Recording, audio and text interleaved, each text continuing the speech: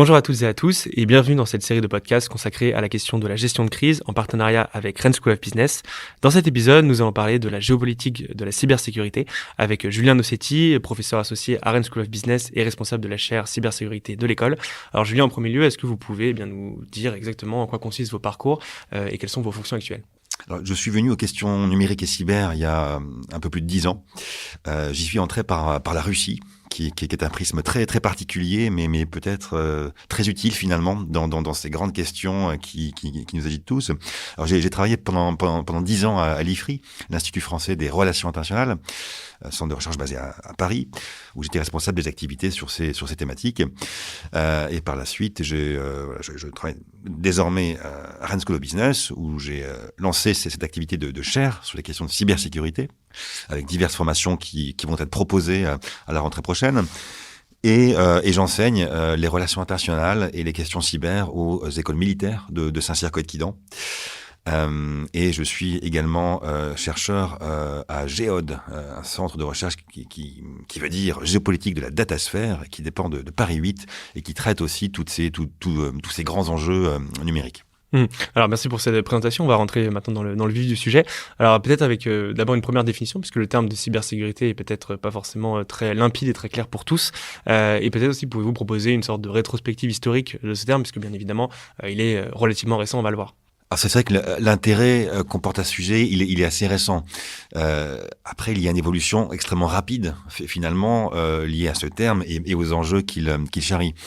Il y a encore 10-12 ans, quand on parlait de cyberattaques, par exemple, c'était pour parler de quelques piratages qui visaient quelques établissements bancaires ou des assurances. Bon. Ça a énormément changé depuis la dernière décennie, avec des enjeux économiques et financiers très importants et aussi fondamentalement politiques et stratégiques. Ces questions de cybersécurité aussi, elle fait pas consensus. Elle fait pas consensus pour une raison toute bête, c'est que certains États ont tendance à opposer les Occidentaux d'un côté, Européens, Américains, et les Russes et les Chinois de l'autre, ce qui est peut-être caricatural, mais ce qui peut contribuer à bien saisir ces enjeux. Et si vous voulez, ces États n'ont pas la même conception de ce que recouvre la cybersécurité, ni même de ce que recouvre le terme de cyberespace. En Occident, et surtout aux États-Unis, il y aura peut-être une lecture plus technique, plus technologique de cet enjeu cyber et de ce que doit être la cybersécurité. Alors qu'en Russie ou en Chine, par exemple, il n'y a pas la séparation que nous on fait en Occident entre l'outil technique, l'infrastructure, de ce qui est produit en ligne, c'est-à-dire des contenus, de l'influence qui peut être faite à des fins politiques. Bon, et ça en Russie et en Chine, c'est quelque chose qui est extrêmement intégré, très combiné. Russes et Chinois appellent ça une approche globale. Bon, c'est ce qui fait leur spécificité. Et c'est pour ça que quand Moscou ou Pékin nous parlent de cybersécurité, ils nous parlent peut-être davantage de menaces informationnelles ou d'opérations d'influence. Bon, et ça, c'est un fossé conceptuel qui a toujours cours aujourd'hui et qui explique peut-être aussi certaines vulnérabilités qu'on a pu connaître en Occident, et je pense peut-être surtout aux États-Unis, au moment de la campagne présidentielle de 2016, qui avait opposé Donald Trump et Hillary Clinton, où on a vraiment pris conscience de cet enjeu informationnel. Donc, pour résumer, si vous voulez, cet enjeu de cybersécurité, il a pris forme, bien évidemment, d'assez longue date, mais les enjeux se sont démultipliés au fur et à mesure que les activités humaines et économiques sont de plus en plus liées aux facteurs numériques. Et que les pirates informatiques sont aussi d'une très grande ingéniosité pour exploiter des vulnérabilités à des fins économiques, on le verra, et puis aussi politiques et stratégiques. Oui, on va revenir sur beaucoup de ces enjeux que vous avez évoqués en surface. Alors peut-être une autre question assez élémentaire finalement, pourquoi faut-il s'intéresser à la cybersécurité en 2021 ? Alors, il faut s'y intéresser pour au moins une raison peut-être toute simple, c'est que le cyberespace, il est vraiment devenu l'épine dorsale des relations internationales aujourd'hui. Et j'irai même au-delà, peut-être même de toutes les activités humaines, sociales, économiques et politiques. Sachant qu'une partie du militantisme politique aujourd'hui dépend de ce facteur numérique, etc. Donc pour cette raison, cet enjeu cyber est aujourd'hui incontournable. Donc aucun acteur que ce soit des États, des organisations privées, des organisations multilatérales, les individus, ne peuvent pas passer au-delà de cet enjeu cyber, sachant qu'on est tous confrontés à différents niveaux à ces menaces et ces risques potentiels. S'intéresser aussi à cet enjeu cyber en 2021, c'est aussi prendre conscience en fait de la séquence très particulière qui s'est ouverte il y a un peu plus d'un an avec la crise du Covid-19, qui a vu une multiplication de ces risques cyber, avec là aussi des vulnérabilités qui touchent de petits acteurs, des États, on en parlera peut-être aussi tout à l'heure, à différents niveaux et avec des niveaux de dangerosité là aussi très divers. Donc, si vous voulez, aujourd'hui, ce facteur cyber, il est incontournable. Je l'ai évoqué. Il fait partie de la vie quotidienne des organisations humaines en général, sachant qu'il comporte aussi des dimensions économiques et financières extrêmement importantes. Donc, les États ne peuvent pas faire l'économie aujourd'hui de s'intéresser et de renforcer leur propre défense. Sachant que certains acteurs sont plus ou moins hostiles ou pressants dans ce milieu là aussi très particulier. Alors, ce qui nous intéresse précisément aujourd'hui, c'est la dimension géopolitique de la cybersécurité, qui se décline finalement en deux grands axes. Alors, on a d'une part la question de la manipulation des masses, de l'information, de l'influence d'un État ou d'une entité vers une autre entité. Ça, c'est la première chose. Et d'autre part, effectivement, les cyberattaques telles qu'on entend parler de plus en plus aujourd'hui et qui vont paralyser soit un État, soit une industrie, soit une entreprise en particulier. Simplement, peut-être, voilà, pour s'appesantir d'abord sur la première dimension, quels sont aujourd'hui un petit peu, quel est le panorama aujourd'hui de cette dimension, j'allais dire un peu manipulative de la cybersécurité quand on se penche sur cette question à l'aune de la géopolitique? Ça, c'est un point extrêmement intéressant parce qu'il est aujourd'hui fondamental. Surtout depuis cette séquence que j'ai rappelée tout à l'heure, de 2016, de la campagne électorale américaine, où en Occident, on a pris conscience, avec peut-être un peu de retard d'ailleurs, de cette double menace au fond, avec d'un côté un enjeu technique, on va dire, avec des cyberattaques perpétrées à différentes fins d'ailleurs. Ça peut être à des fins de simple criminalité, aussi à des fins d'espionnage, j'y reviendrai, à des fins de sabotage aussi, même si c'est un peu plus rare, fort heureusement. Mais cet enjeu informationnel, à côté, a pris une dimension très particulière. On a très souvent coutume d'associer cet enjeu informationnel à la Russie, qui depuis la crise ukrainienne, ouverte en 2014, a rappelé que Moscou possédait un riche héritage en matière d'exploitation d'informations à des fins stratégiques. Et dans le contexte de cette élection présidentielle américaine de 2016, il y a eu une attitude très décomplexée de différents acteurs russes, services de renseignement, hackers, etc., qui se sont introduits au départ dans les serveurs de la Convention démocrate américaine pour y subtiliser des données, espionner aussi, également les activités qui s'y produisaient. Avant d'introduire des cyberespions finalement. Et cette activité s'est doublée d'un activisme très poussé sur les principaux réseaux sociaux, les principales plateformes de type Facebook, YouTube, Twitter aussi, à des fins d'influence pour essayer de peser sur le sort du scrutin américain. Donc c'est vraiment à partir de ce moment très charnière qu'on a eu un intérêt peut-être plus politique porté à cet enjeu, qui s'est ensuite transcrit dans d'autres pays, dans d'autres contextes. Je pense en particulier à un niveau peut-être moindre, bien évidemment, à l'élection présidentielle française de 2017, où il y a eu différentes tentatives comme ça d'essayer de peser sur l'issue de l'élection par le biais d'activités de propagande, de subversion, de manipulation d'informations, avec des productions de faux, des distorsions de faits, des exagérations, etc. Donc ça, c'est un paramètre qui aujourd'hui est un fait dans les relations internationales aujourd'hui, dans cette géopolitique très complexe, qui est indissociable de ce facteur informationnel.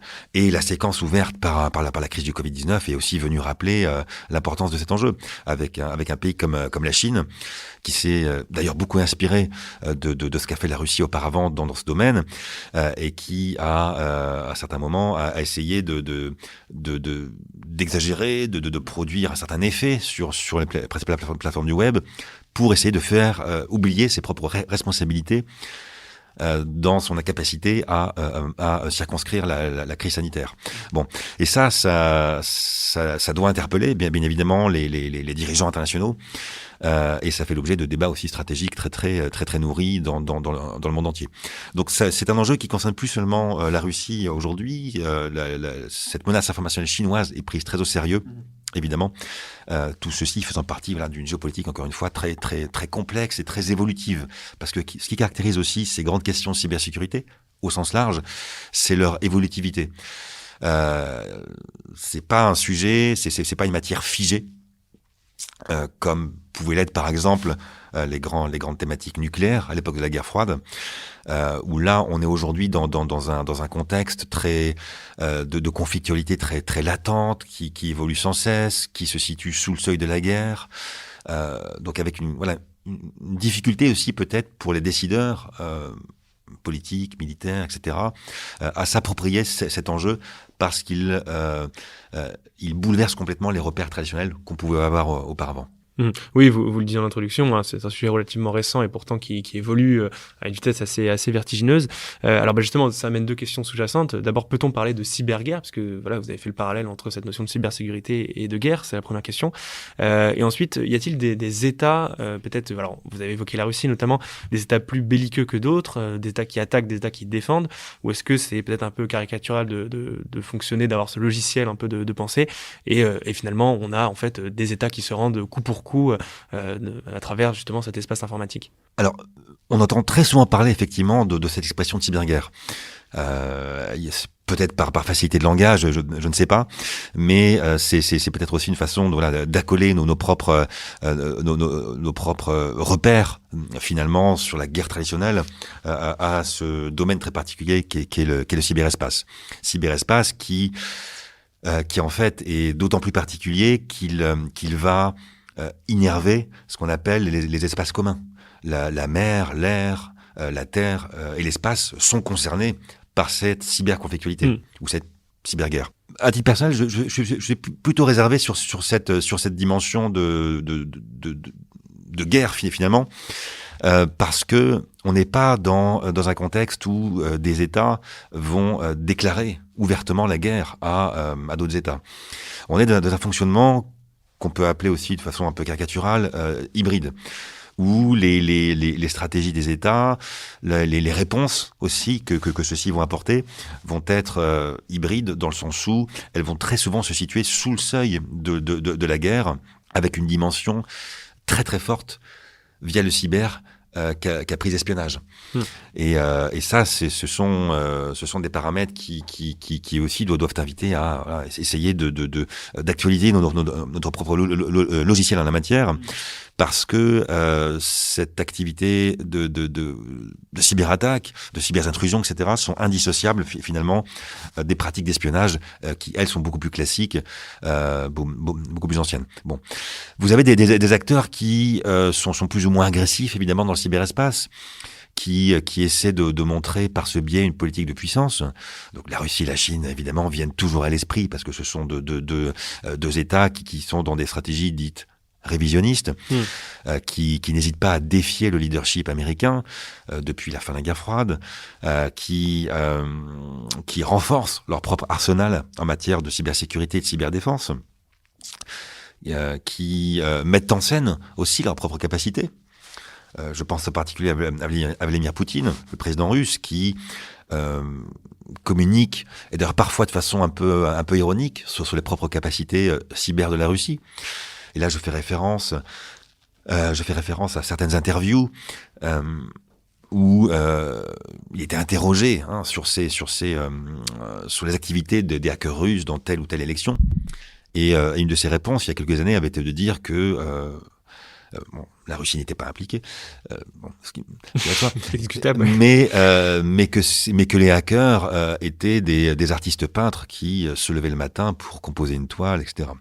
Donc derrière le côté très décalé et caricatural de ce propos, il faut aussi y voir une finalement une forme d'anticipation sur les acteurs qui comptent et qui doivent compter dans cette géopolitique en fait du XXe siècle, où ce sont plus seulement le nombre de têtes de missiles, etc., de têtes nucléaires qui prédominent, mais ce sont également des acteurs plus opaques, plus hybrides, encore une fois, qui peuvent avoir une influence globale en utilisant des moyens beaucoup moins coûteux finalement que des moyens dits conventionnels, donc des tanks, des missiles, etc. Oui, parce que ça pense presque finalement à une sorte de guérilla, en tout cas dans le procédé de la guerre, si on fait un parallèle avec la guerre physique telle qu'on la connaissait aujourd'hui, telle qu'on la connaissait hier plutôt, effectivement.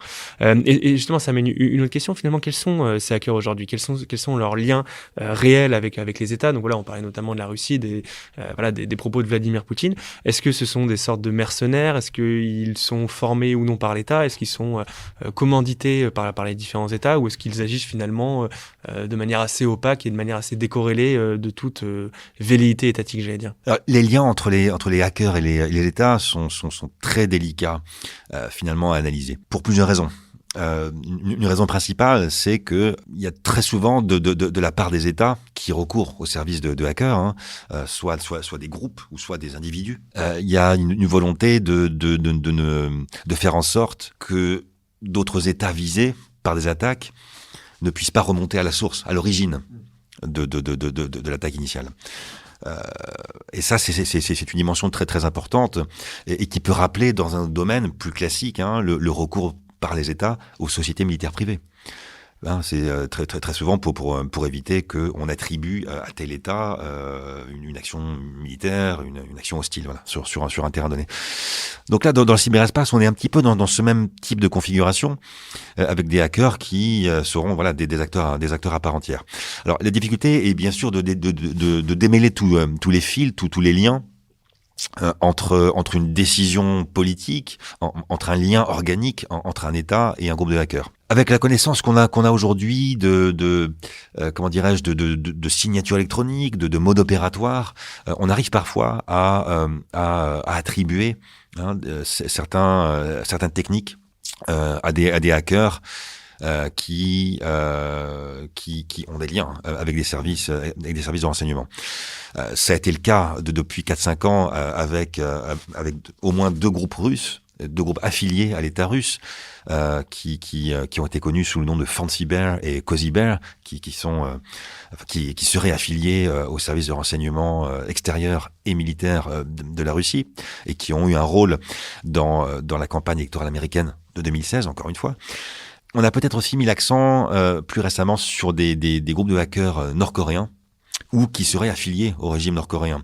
Et ça, c'est un cas de figure intéressant et qui prend racine dans un exemple très particulier que j'ai à l'esprit, qui a été l'attaque en 2014 qui avait ciblé une filiale de Sony, Sony Pictures, qui s'apprêtait à diffuser aux États-Unis un film qui parodiait Kim Jong-un, donc le leader nord-coréen.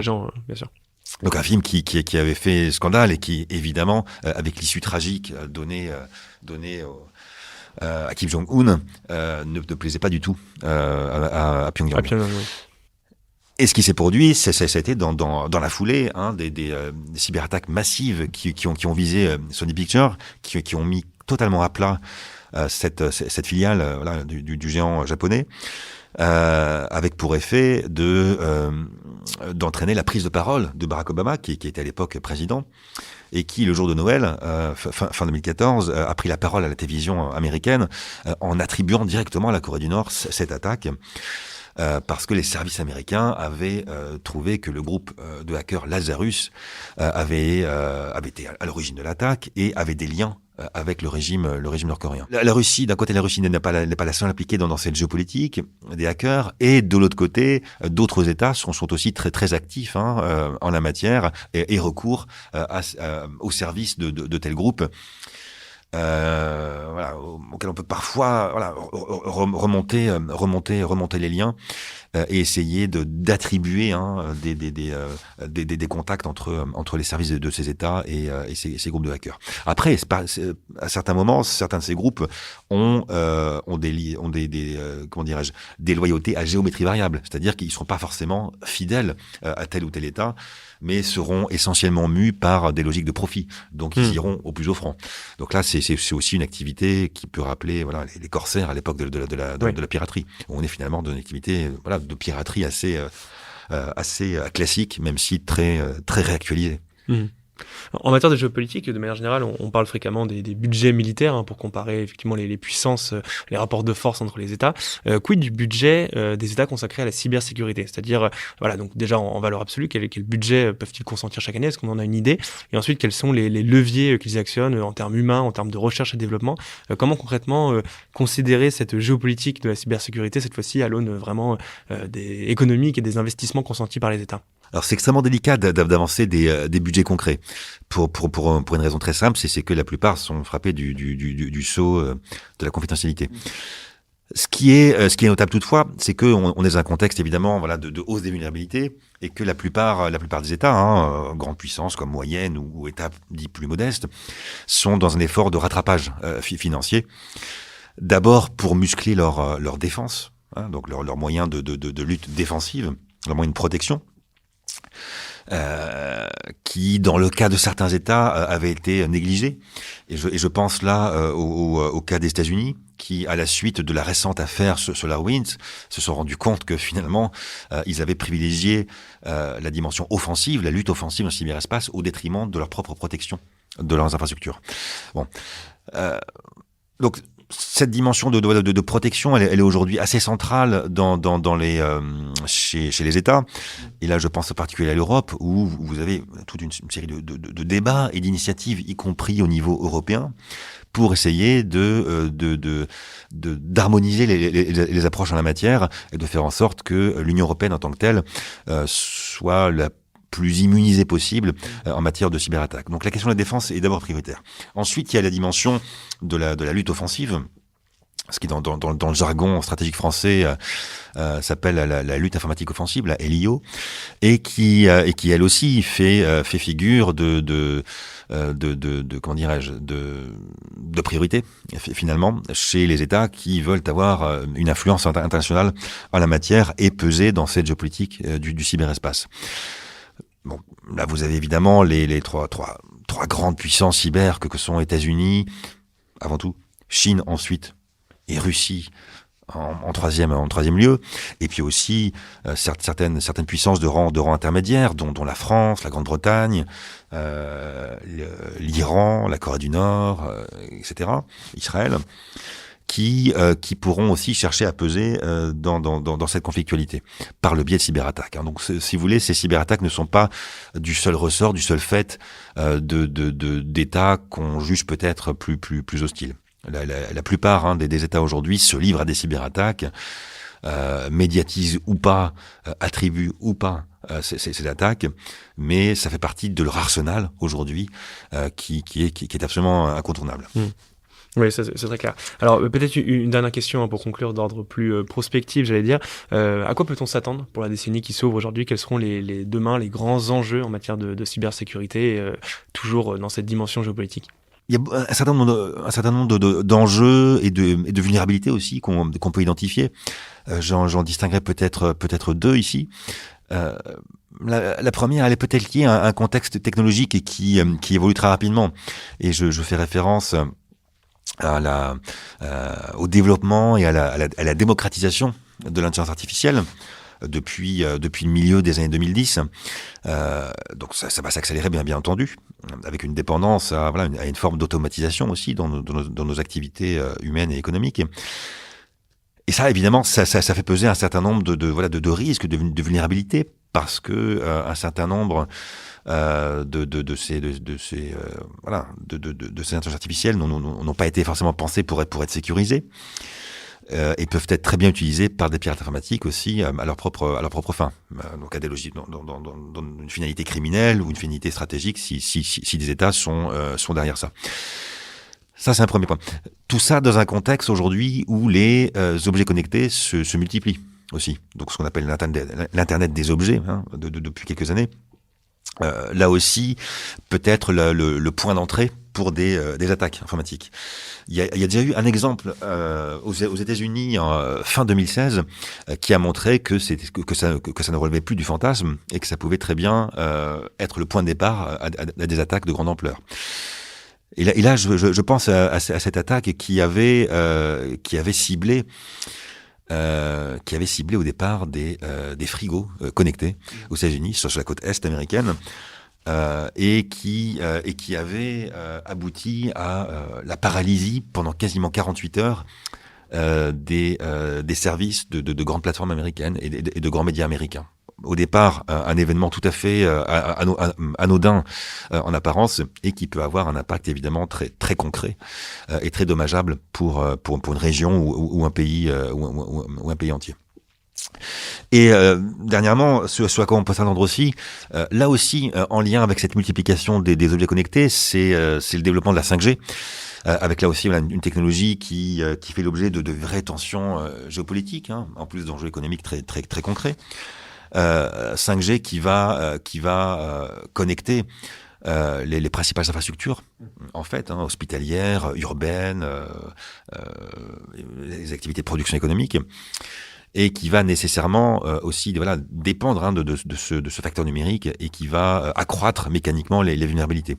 Donc des hackers pourraient très bien cibler à l'avenir et davantage ce type d'infrastructure que parfois on qualifie de critique. Et je pense que c'est un euphémisme, bien évidemment, dans le contexte des prochaines années et décennies. Ben voilà, en tout cas, on aura bien compris qu'on n'aura pas fini de parler et d'entendre parler de cybersécurité. Un grand merci à vous, donc Julien Nossetti, je le rappelle, donc professeur associé à Rennes School of Business et responsable de la chaire cybersécurité de l'école, et bien pour l'ensemble de vos réponses. Merci à vous d'avoir écouté ce podcast, et quant à moi, je vous dis donc à très bientôt pour un nouveau podcast sur Major Prépa.